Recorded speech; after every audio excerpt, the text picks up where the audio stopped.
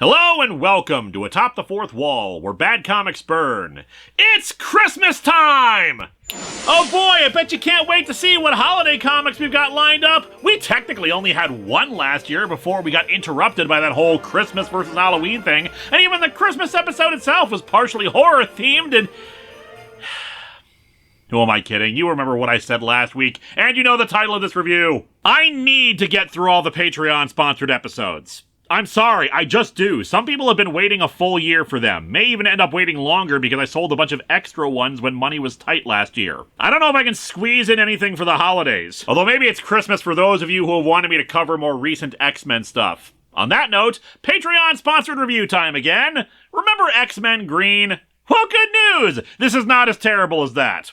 But you'll recall the situation for Mutant Kind during that book. In 2019, Marvel relaunched the X-Men books with a new mission and setup, taking the living island of Krakoa and turning it into a new nation for all mutants. As part of that, some retcons were introduced and some new plot developments occurred. For one thing, a group of 5 mutants working together on Krakoa specifically had the ability to resurrect any mutant who had been killed. This effectively made Mutant Kind immortal. I mean, they still age normally, and I don't know if they'd be okay with resurrecting people who died of old age, but at the very least, the revolving door of comic book death would be easier on them and spin a lot faster than with other characters. The major retcon was that Moira McTaggart, a longtime X-Men supporting character and not a mutant, was revealed to be a mutant, but with a very unique power. Anytime she died, her mind was transferred back to when she was born, retaining everything she knew and experienced. She's apparently done this about 10 times now, each time using her knowledge to try to reshape history into something more positive for Mutant Kind. It has not gone well, but this whole Krakoa and resurrection thing is part of the plan, made years and years ago with Charles Xavier and Magneto's help, and it's not something they've shared with the rest of Mutant Kind. I mean, I don't think most people appreciate being told that their entire life is a do-over. There are a few other details here, some we've talked about before in the X-Men Green video, like how they're currently terraforming Mars. There's a blanket amnesty for mutants, unless you break one of Krakoa's laws, like don't kill humans while you're there. Hi, Nature Girl. So former villains like Apocalypse and Mr. Sinister are hanging out there, some even on the Quiet Council that rules over the place. And just anything else that's important to talk about, we can bring it up as we go. So let's dig into Immortal X-Men number 1 to 4 and see what was going on with the mutants at the time.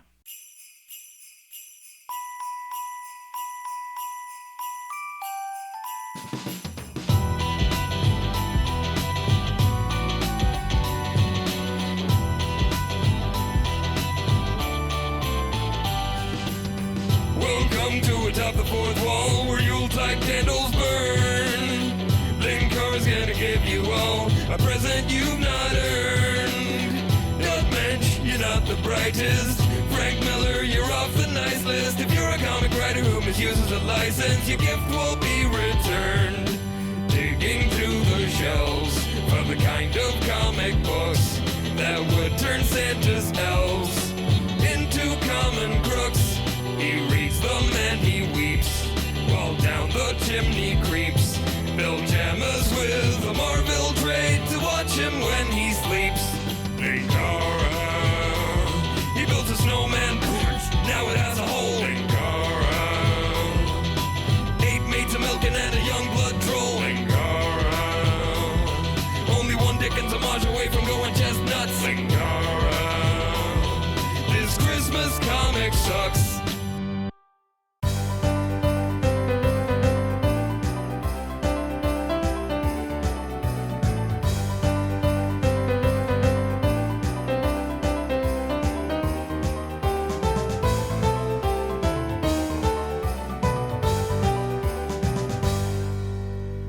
God, it feels wrong to use the Christmas theme when this comic isn't about Christmas. Anyway, our cover's a wraparound and very obviously an homage to The Last Supper. However, in place of Jesus, we have an empty chair with the Phoenix symbol on it because, hey, resurrection and all. On the other hand, though, Magneto's helmet is on the table there, so maybe Magneto is Jesus and his secondary mutation is invisibility powers. Also, I feel like Leonardo da Vinci really had a missed opportunity by not including a purple dragon in The Last Supper. We open in Paris, 1919, where Nathaniel Essex, aka Mr. Sinister, is reading a newspaper and whistling to himself. I'm also not familiar with early 1900s French newspapers, but were they always printed with the right side of the paper being the front and you open to the left? Also, I guess they were printed in English? But yeah, the paper is announcing the end of the First World War, also building code under fire, when Essex is approached by Irene Adler, aka the mutant Destiny, and also aka the Sherlock Holmes character, because why not? Frankenstein and Dracula are real in the Marvel Universe too. Apparently this book establishes that Mystique was Sherlock Holmes in a later issue. Which, yeah, should shock me and remind you all that comic books are friggin' weird. But now it's just got me thinking, so at what point in the future is some writer gonna make Discworld canon to the Marvel Universe? Anyway, Irene Adler. Can you please stop that incessant whistling, Essex? The Andy Griffith Show isn't going to happen for another 40 years. No one gets your reference. He's apparently whistling Edward Elgar's Nimrod from the Enigma variations. Both of them had actually heard it first performed 20 years ago, where Destiny had had some kind of seizure, though obviously more one of her prophetic visions as part of her mutant powers. I could never understand how such hysterical melodrama could be prompted by such a lovely piece of music. Dude, if you think that's hysterical melodrama about music, try visiting us in the 21st century and the outrage merchants who complain about popular songs. Destiny tells him that war is coming, that it's going to change everything. He thinks she's just referring to war in general after this one just ended, but she implies that this one's going to be different. I know you're an evil man, but I fear that our fates are joined together, and whether we end up the winning one or not,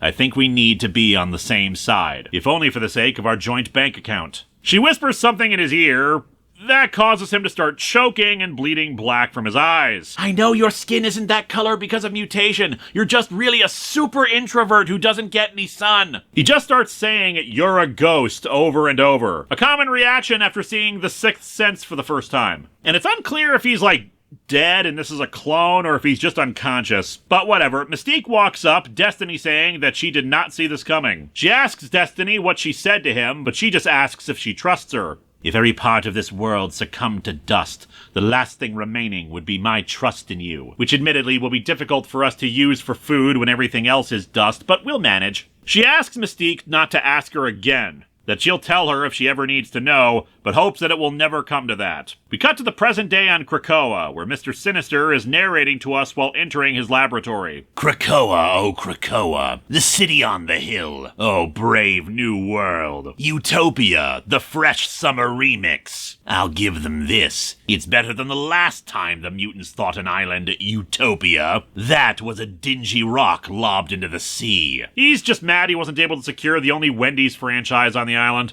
But yeah, Utopia was an X-Men storyline from the post-Secret Invasion where the X-Men made their own island nation, kind of similar to the Krakoa stuff. Sinister says that his lab isn't actually on Krakoa. What kind of fool would I be to put my secretest of secret labs where someone could just find it? Imagine Summers wandering in and going, "Why Nathaniel Essex? Whatever are all these clones for?" What could I say? No, Scott. These are Spider-Man clones. Everybody's doing Spider-Man clones these days. The clone saga is nostalgic now, so we're bringing it back. He's also got a few animals in his lab, like a turtle and a sphinx cat, both of which have little red diamonds on their foreheads like he does. Brand consistency, thy name is Sinister. It should be noted that indeed this Mr. Sinister, as far as I can tell, is a clone, also part of the retcons involving Moira McTaggart and the Infinite Resurrections. In this case, Sinister was recruited to catalog the DNA of every single mutant, that DNA being used as the basis for the new bodies of resurrected mutants via the Five. What exactly his evil schemes, his words, not mine, are isn't stated here, but he's apparently been given foreknowledge of the future. Oh me, oh my, today is a red letter day. I must remember to act surprised. A half in the bag episode on me. I'm flattered. We cut to the Quiet Council, where Magneto the White has an announcement. I will be stepping down from the council and retiring to Arakko. Arakko, Mutant, Florida. Arakko is another sentient island like Krakoa, but was relocated to Mars to assist in the terraforming efforts. Sinister takes the opportunity to exposit in the narration about the other members of the council and what they must be thinking. He can tell that Xavier, who's constantly wearing the Cerebro helmet, which, sorry to say, but every time I see him in that thing, there. Sure glad I don't look stupid in this. fears that their plan has gone off the rails, but Sinister says there's a larger plan at work and it's going exactly as it should. Emma Frost had just recently learned of the whole scheme behind Krakoa and Moira's resets and was pretty pissed about it. Sebastian Shaw doesn't really care about it beyond what it means for his money. Kitty Pryde is on the council, and Sinister bemoans how ethical she is. There's a mutant named Exodus on the council who's a religious zealot, angry at Magneto's departure. Storm already knew that Magneto planned to leave, and apparently she is the monarch of Mars, now dealing with her most hated enemy, Duck Dodgers. Colossus is on the council, but Sinister notes that he's actually under mind control right now from other Russians and no one knows yet. Except me, as I am oh so clever. Okay, dude, I give comic book narration a lot of leeway when it comes to who they're expressing their thoughts to, but seriously, who are you trying to impress here? Nightcrawler, like Colossus, has no business on the council according to Sinister, but he's also involved in religious stuff. Mystique, however, is a major player on the council, and she's currently pissed off at Magneto and Xavier since they had promised to restore Destiny to life if she did certain things, and then went back on their promise and she had to do it herself. Finally, Destiny herself, who is alive and on the council, and staring right at Sinister in her mask that she took from DC's Sanctuary facility from Heroes in Crisis. Sinister over the top asks, "What?" But everyone forgets about that so they can instead argue about his motives. Emma, suspecting that this is just another game from Xavier and Magneto, calls for a vote to prevent Magneto from having any decision in naming his successor to the council. It passes, and we get a page that lays out all the secrets that Sinister knows, most of which I've listed off already to you guys. We get a montage of various mutants who petition to fill Magneto's seat, and unfortunately the choices aren't great. Opportunists, egotists, and even former friends whom they don't trust anymore, including Beast. Here, being untrustworthy is my job. Essex. I'm sorry, that's our job. Plenty of unethical to go around. As long as you understand, it's a team sport.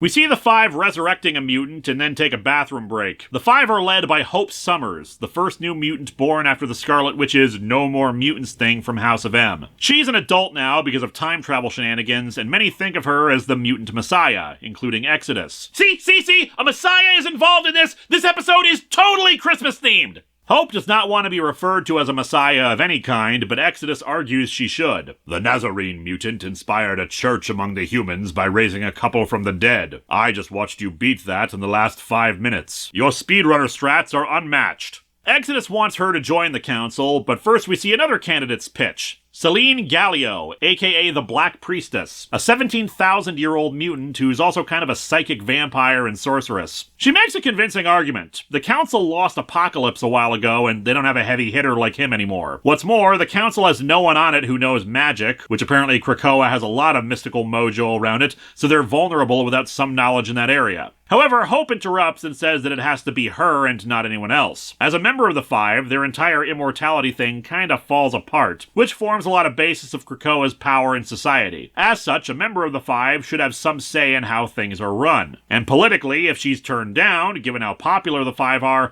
it might make the rest of the citizens of Krakoa pissed. Selene, however, is a supervillain and makes her own ultimatum. The mystical gateway that allows them to travel to Mars and whatnot was made from the remains of the Externals, a group of powerful immortal mutants like her in Apocalypse, and she can take that gate away if she so pleases. If you've noticed that I've spent a lot of time in this review on the first issue, mostly giving backstory and exposition on who the hell a lot of these people are and what's going on, I think you've come to realize why I'm having a bit of a problem with this book. I had to go into a lot of explanations for stuff in the Mighty Crusaders review because it was an old comic with a bunch of characters who aren't really as well known as Marvel and DC heroes. But here, I had to do a bunch of research for this review because not only is there tons and tons and tons of backstory about the then current overarching plot of the X-Men books, but also a lot of the players in it are characters that even I have never heard of. And hey, to be fair, I'm not really a big X-Men guy, so it's understandable that I wouldn't know about them.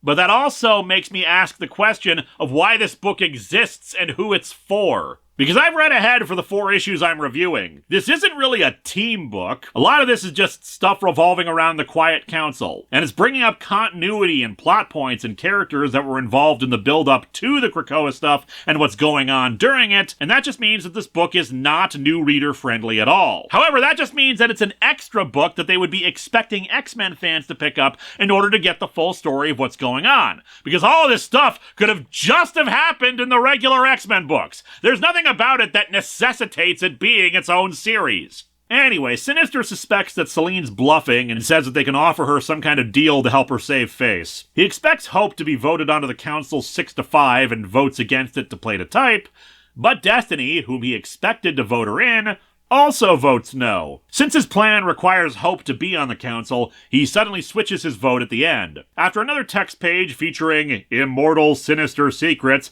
to hint at future storylines because the book is trying to be playful with Mr. Sinister? I don't know. By the by, on with my earlier point, I'm actually taking for granted that you guys know who the hell Mr. Sinister is and not explaining him. So that's another point in regards to this book just assumes you're already a fan and following this stuff. Which again, not necessarily a flaw, but it once again speaks to, we're making you buy another X-Men book if you want to follow this story. Xavier goes to inform Celine of their decision. He explains that they've decided not to let her on the council, but they do want to have her play a larger role in things. However, he soon realizes that her silence means she's either very pissed or taking this very well. And the answer is very pissed as she takes that gate I mentioned and transforms it into friggin' Giratina from Pokemon, and it starts attacking the island. Sinister is baffled by this, thinking she was legit bluffing and all his plans have gone to crap. He retreats to his lab and grabs a shotgun, aiming it at one of his clone tanks and suggesting that he can try again,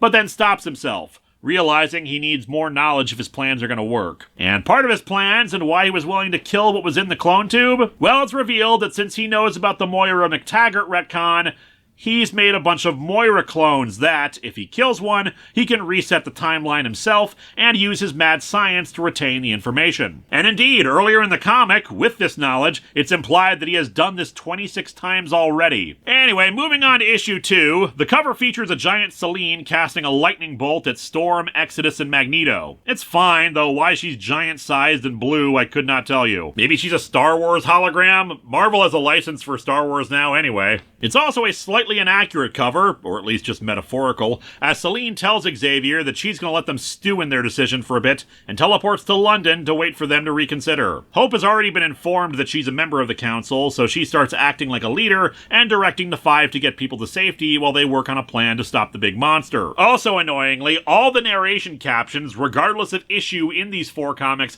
look exactly the same, plain white. Usually comics will have different colors depending on the narrator, but with this having all of the same ones, it makes one think at first that Mr. Sinister is still narrating, even though it's actually Hope now. Storm and Magneto work together, the latter sending a bunch of ferrous debris into the creature while Storm zaps it with lightning. But Destiny and Emma Frost contact everyone to coordinate and tell them to stop trying to hurt the thing. The creature, being the physical manifestation of their gateway, is connected to multiple dimensions. If you harm it, you're harming the actual physical space between those realities, and consequently, if you destroy it, a lot of stuff goes boom. The beast starts regenerating, and Hope combines her powers with Exodus to try to repel it. Sinister injects himself with like some kind of genetic cocktail that transforms himself into a giant hulking monster himself, aka a Liefeld potion, to grab the creature and physically remove it from the island so it can't do any more harm. His form is not stable though, so once he gets it out into the water, he explodes and reverts back to his normal self. As you do when you explode. Of course! Don't you know anything about science? Nightcrawler teleports him back to land and Sinister manipulates him into getting a thumbs up for buying them some time. God above, people who think the best of people are just the easiest. He's got a point, the dude's name is Mr. Sinister. You do not, under any circumstances, have to hand it to him or give him kudos. Xavier brings the entire council into a mental meeting to try to quickly figure out a solution. There are 2 more brief text pages, but they work better than the Sinister ones from the last issue. The first is an excerpt from the transcript of the mental meeting. I'm guessing Xavier brought a stenographer into the Void meeting to do this as well.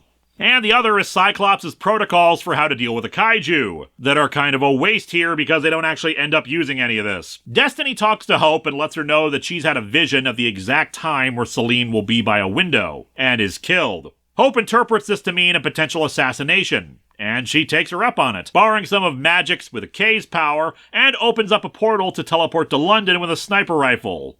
while falling. She makes the shot, the bullet made by a new metal called Mysterium that has anti-magic properties, and kills Selene. But of course this book ain't called Immortal X-Men because people die in it, so Selene ends up almost immediately resurrected. However, that momentary confusion from her resurrection allows Exodus to use his powers to access her mind, switch off the giant portal monster, and kills her again. Hope does have to answer to the council for the decision she made without consulting them. They had wanted to negotiate with Selene, but they're also pretty much in agreement that she made the right call. Selene will get properly resurrected in time, but she's at the back of the line now. I hope now you realize I'm not the Messiah. Jesus didn't shoot anyone through the head. He did not. But have you ever seen Jesus Christ Vampire Hunter? He totally could have. This is another reason why you're a far superior kind of Messiah.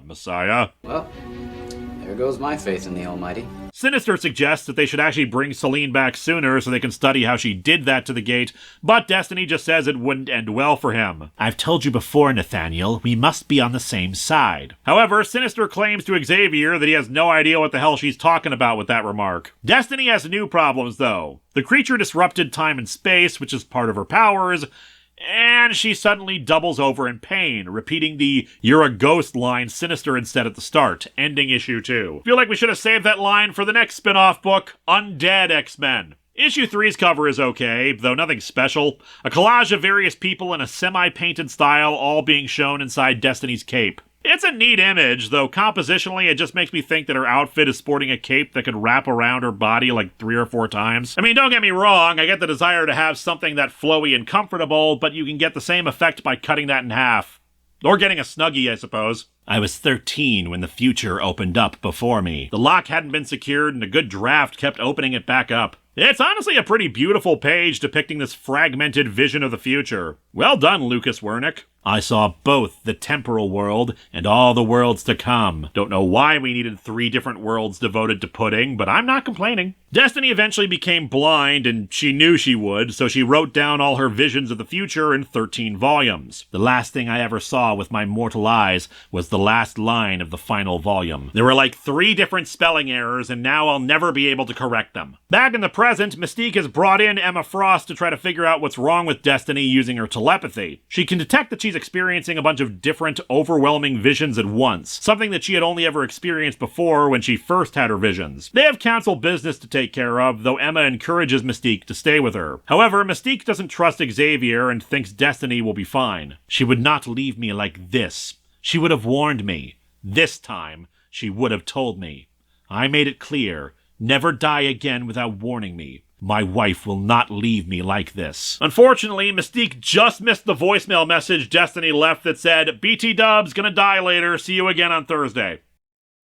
We flash back to Irene meeting Mystique in the Old West, that her visions showed her varying paths that she could take with men that never really did much for her, but ending up with Mystique led to actual happiness. She then explains how her powers work, about seeing possible futures, shaped by Nexus events that can alter everything. It's not helpful for predicting what's going to happen in a few seconds, but definitely good for the big picture stuff. There are other Nexuses, small or large. They are waypoints on a journey, or their terminus. As you can see with this conspiracy board, Pepe Sylvia is one such nexus. If you're wondering why the blind woman is staring at a conspiracy board, or why a blind woman would even make a conspiracy board, I asked a friend of mine who's an X-Men expert, and apparently this is just part of her precognitive powers. She has a perfect recall of the visions down to every action she takes, so it's kind of a circular reasoning. She sees herself do it perfectly, so she does it. And she's not actually staring at the conspiracy board, she's contemplating future vision stuff in a way that makes it look like she's staring at it. Apparently that's a common thing artists do with her. Anyway, Mystique was an easy nexus point for her, but the next one required the 2 of them to be apart. For all the Krakoa stuff to happen, she had to die. I don't know the specifics, and she doesn't get into it here, but apparently if she didn't die, she'd have killed Moira and thus timeline reset and all. It's really annoying when your big reset button can be activated by tripping and hitting your head on something.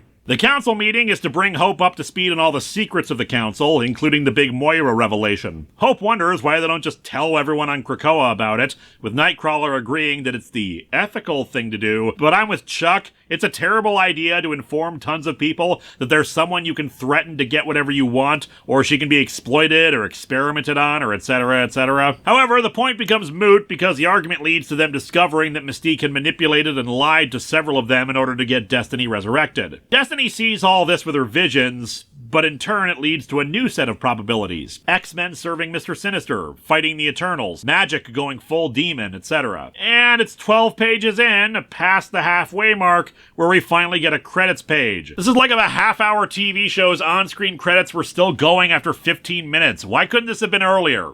We get another 2 pages that I feel are a bit of a waste. It shows a bunch of possible timelines, but not in a visually interesting way. It's some glowy clouds and some text boxes next to Destiny's narration captions. It's just quite a contrast from the really well-detailed stuff, very energetic faces and emotions, to just this. Anyway, she says that the timelines look grim. All of them end in war and horror, with several nexus points that just stop after they happen. Also, the reign of space invaders? She focuses on one that gets the farthest along, the word expanse associated with it. In this future, Mr. Sinister is pursued in space aboard a ship made of flesh. See, when are scientists finally gonna make our meat starships? That's where we get commercial space travel. Still, he's caught in the grasp of Exodus, who is probably high on a lot of religious power, since his mutant power is based on people's faith in him. He says Sinister will pay for his crimes, but the guy isn't worried, saying that he's already set up a failsafe to burn the timeline if he loses. Destiny figures out that Sinister has cloned Moira and wakes up from her visions. Back to the Council, Xavier says the problem with Mystique's actions is that she deliberately undermined the Council and their government for her own needs, and he wonders if anyone is comfortable with her still being on the Council as a result. But before they can answer, Destiny enters and says that war is coming within the next few weeks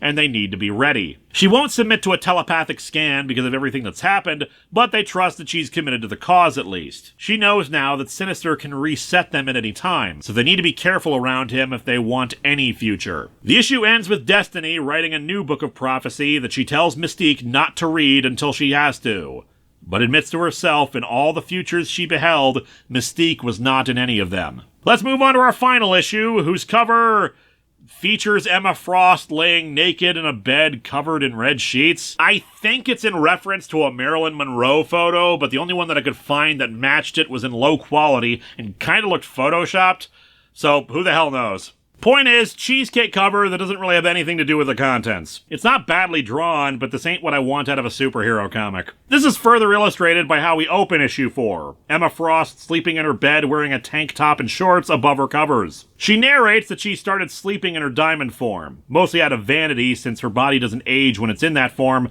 though she would say it's defensive if asked about it. I've done worse than vanity. Far worse. I've done petty. I made a girl think she'd cooked her own horse so she'd come to me for sympathy. I wasn't at my best. If I had been, I would have convinced her that the horse tasted delicious. She gets up, unable to sleep because of the looming Hellfire Gala where we get more character development in the narration. Her difficulty allowing herself empathy like Jean Grey had because every time she opened herself up, she got hurt. So instead, she prefers the other advantage telepathy gives her, control over others. But there isn't enough control in the world to keep a story like this from leaking.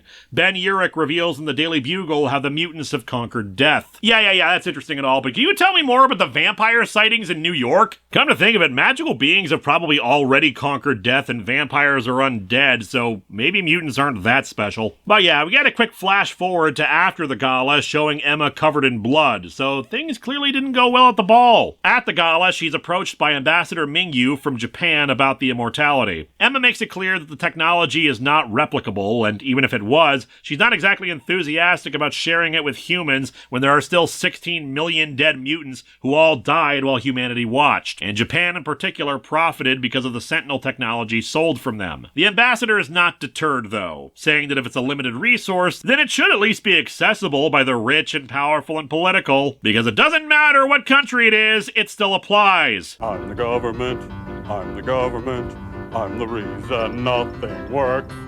He says they can smooth the cultural implications of it with people if the rich and powerful get access to it, and she says she'll talk to the council. And And that's when a random citizen runs up to Emma and throws sheep's blood on her. A quick mind scan reveals that her husband died in a boating accident last week and is understandably bitter about mutant immortality. And she did the correct strategy, ruining Emma Frost's evening, her outfit, and her looks. Plus, I have no experience with sheep's blood, but I've got to imagine it smells.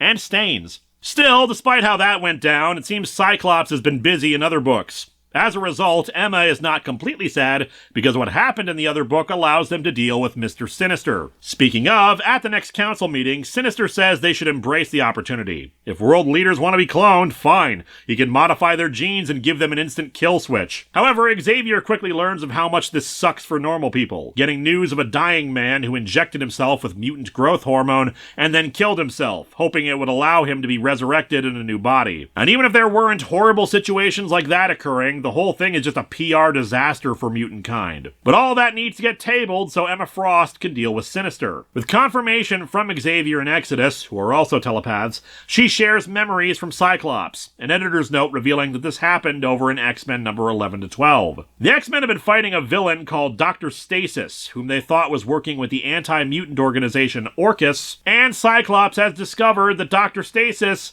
is actually Mr. Sinister, claiming to be the real one and not the clone who's part of the council. Also, he has the symbol of clubs on his forehead instead of diamonds. Which, that's weird, isn't it? I don't know, maybe I just don't know enough about the character, but I never really associated the diamond on his forehead for playing card suits. I just kind of assumed it shot lasers or something. Sinister has only one reaction to this. Smoke bomb!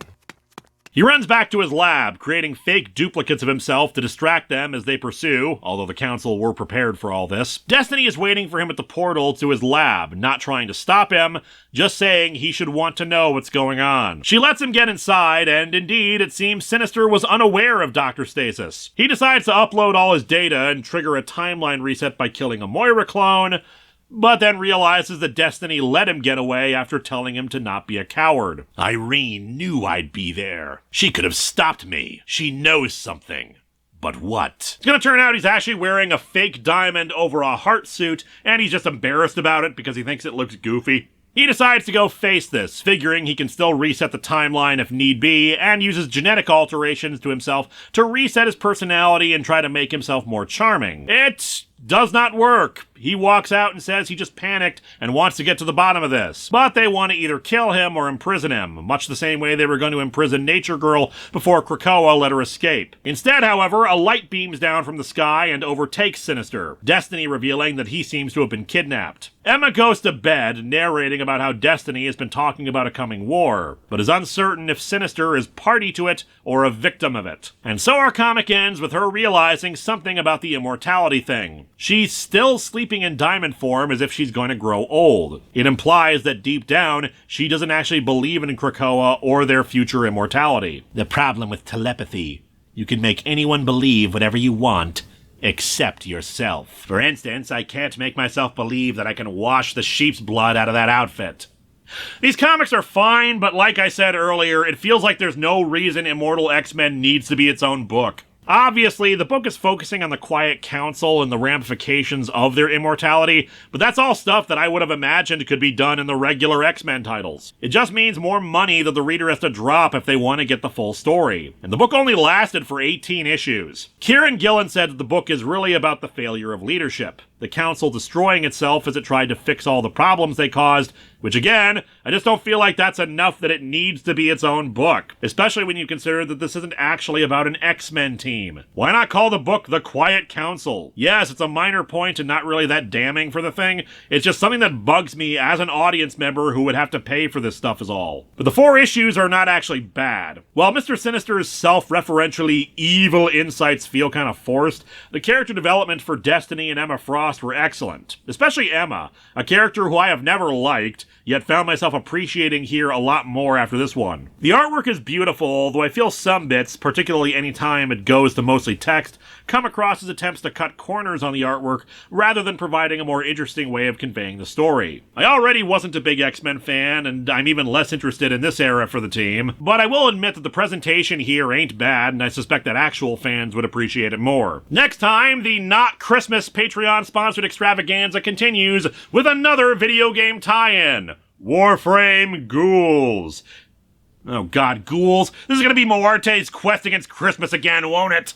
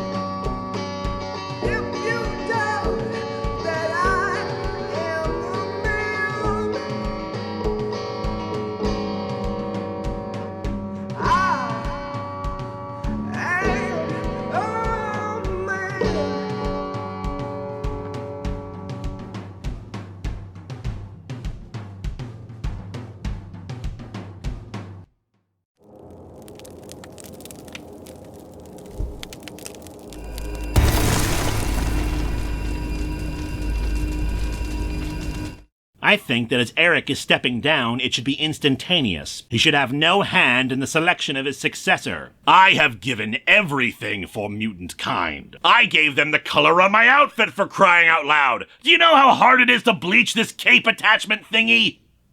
Hello my friends, please take a moment to like this video, subscribe to the channel, and hit the bell for notifications on new video releases. If you'd like to support future videos, you can check out my Patreon, buy merch from the store envy link in the description, or check out the t-shirts available from Fourth Wall. Thanks for watching.